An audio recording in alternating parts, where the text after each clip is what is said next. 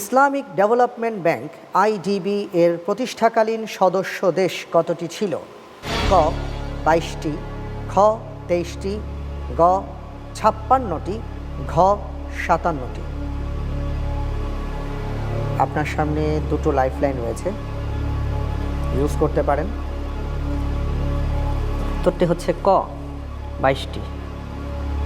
Lifeline নেবেন না? না।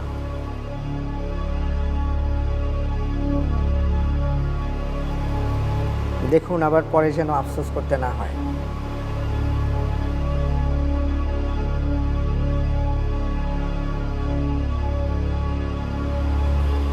ইনশাল্লাহ 22টি 22টি। লক করে দেব? ইনশাল্লাহ।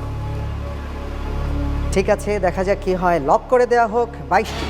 আসলে আইডিবির প্রতিষ্ঠাকালীন সদস্য দেশ